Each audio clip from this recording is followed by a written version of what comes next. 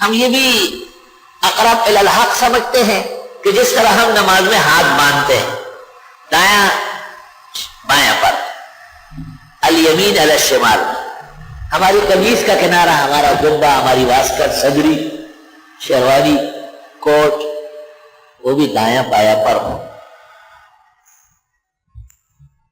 اچھی بات نہ جانے یہ جو بایاں دایاں پر ہے یہ کہاں سے نکلا ہے؟ یا خدایا عرب و عجم میں ایک جیسے غلطی ہو رہی ہے اور وجہ کوئی نہیں ہے.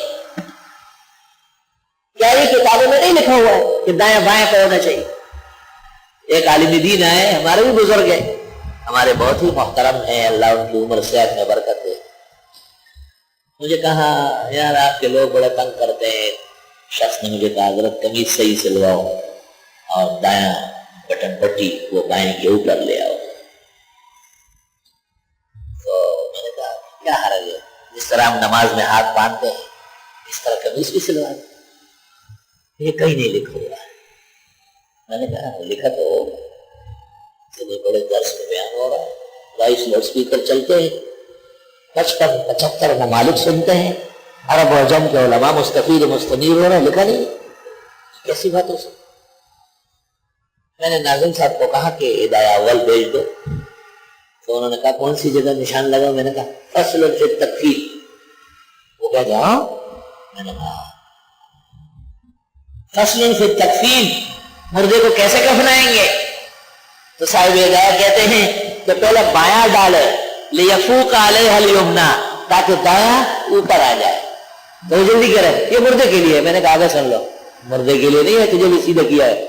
کما کان یلبسہ وہو فی الحیاء، یہ جب زندہ ہوتا تو اس طرح پہنتا ہے. میں نے کہا آپ کا حضرت الٹا پہنے ہوئے، آپ کا کفن بھی ایسے ہی ہونا چاہیے جیسے آپ نے قمیص اور کوپٹ کی سلوائی کتابوں میں سب. اب ہدایہ کی 244 شرح مجھے معلوم ہے، تو وہ یہاں کیا لکھیں گے کہ نہیں الٹا اوپر کر لیں؟ پاگل تو ہو گیا.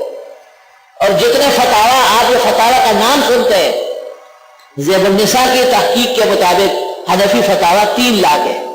ان تمام فتاوا میں یہاں یہی لکھا ہوگا نا کہ دایاں بایاں پر ہونا چاہیے. ضرورت کیا ہے کسی شارح کو کہ وہ کہے کہ نہیں الٹا دایاں پہ رکھے، اس کا دماغ خراب ہے. تو یہ کہنا کہ کتابوں میں نہیں ہے، یہ ہماری فراست اطلاع کی کمی ہے. کتابوں میں بہت سارے مسائل ایسے ایسے معلوم ہوتے ہیں، ہمیں اس پہ کوئی دعویٰ و گھمنڈ نہیں ہے. اللہ کے نعمت اور احسان کا شکر ہے. آپ کو طالب علمی میں ابھی آئے، ابھی سب مسئلے اللہ نے عطا فرما دیے، اللہ تعالیٰ کا شکر کرے. شکر خدا کن کے موفق شدی بخیر. آہستہ آہستہ کپڑے صحیح سلوائے. یہی کپڑا بھی درزی ٹھیک کرتا ہے، ایسے درزی بھی دنیا میں ہے. ورنہ آپ کو ملے گی بھی کپڑے، ادارہ بھی پیش کرے گا، لیکن آپ کو مسئلہ پہلے سے معلوم ہو تو سنت کے مطابق ادائیگی کر لے. اور وہ جو فرمایا کہ جس نے ایک سنت زندہ کی اس کو 100 شہیدوں کا ثواب ملے گا. اب اس کے حوالے مل گئے، ماخذ و مراجع اس کے آ گئے. من تمسک بسنتی عند فساد امتی فلہ اجر 100 شہید. یہ کوئی آسان کام نہیں، 100 شہیدوں کا ثواب ملنا. اس لیے لوگ یہ کیا کیا، یہ تو عورتوں کا کنارہ ہے. عورتیں اللہ کو ایک مان رہی ہے تو پھر آپ 3 مان لیں. عورتیں خاتم النبیین پر ایمان رکھتی ہے تو پھر آپ مردے کو جو ہے نا دجال کو نبی مان لیں.